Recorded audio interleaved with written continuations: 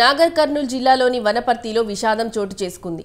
మట్టి మిద్దె కూలి ఒకే కుటుంబంలో 4 మృతి చెందారు. ఈ ఘటనలో మరొకరికి తీవ్ర గాయాలయ్యాయి. మృతి చెందిన వారిని తల్లి పద్మ, 2 కుమార్తెలు పప్పి, వసంత, కుమారుడు విక్కీగా గుర్తించారు. తండ్రికి తీవ్ర గాయాలు కాగా ఆసుపత్రికి చికిత్స కోసం తరలించారు.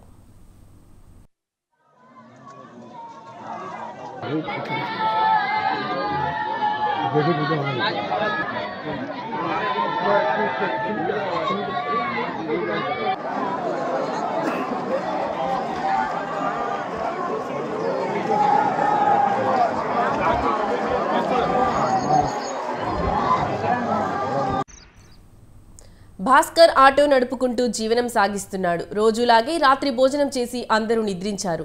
రాత్రి కురిసిన వర్షానికి అర్ధరాత్రి ఇంటి పైకప్పు కూలి తల్లి, 2 కూతుళ్లతో పాటు కుమారుడు అక్కడికక్కడే మృతి చెందారు. తండ్రి భాస్కర్ పరిస్థితి విషమంగా ఉండడంతో నాగర్ కర్నూల్ జిల్లా ఆసుపత్రికి తరలించారు. గ్రామస్తులు మృతదేహాలను ఆసుపత్రి మార్చురీకి తరలించారు. కేసు నమోదు చేసుకుని పోలీసులు దర్యాప్తు చేపట్టారు. ఒకే కుటుంబంలో 4 మృతి చెందడంతో గ్రామంలో విషాద ఛాయలు అలుముకున్నాయి.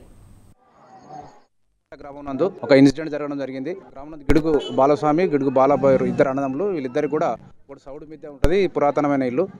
ఇప్పుడు ఉన్నటువంటి వర్షాలకు ఆ సౌడు మిద్దె తడిచి పాత ఇల్లు కాబట్టి అందులో ఉన్నటువంటి దూలాలు కూడా పుచ్చిపోయినట్టుంది.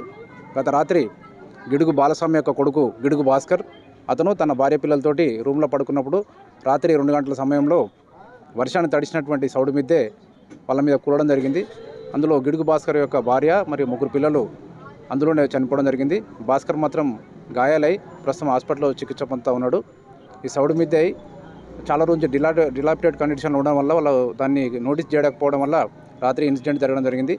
కాబట్టి ప్రజలందరూ కూడా మా యొక్క విజ్ఞప్తి ఏందనగా, ఇప్పుడు వర్షాకాలం కాబట్టి ఏవైతే శిథిలావస్థలో ఉన్నటువంటి ఇళ్ళు ఎవరైతే ఉన్నారో వాళ్ళందరూ దయచేసి కాల్ చేసి మీరు వేరే షెల్టర్ తీసుకోవాలని అందరూ కూడా ప్రజలందరికీ విజ్ఞప్తి చేస్తూ ఉన్నాం.